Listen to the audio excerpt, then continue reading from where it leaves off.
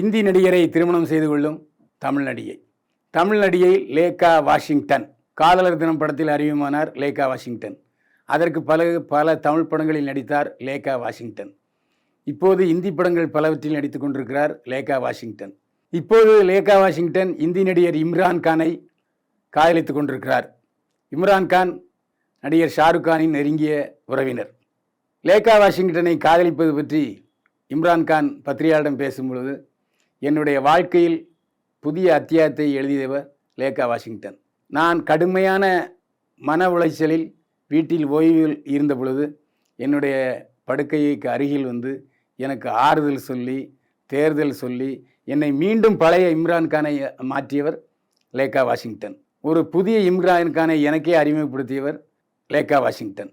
இப்போது நான் புதுதி தெம்போடு பல படங்களில் நடித்துக் கொண்டிருக்கிறேன் என்றால் அதற்கு காரணம் லேகா வாஷிங்டன்.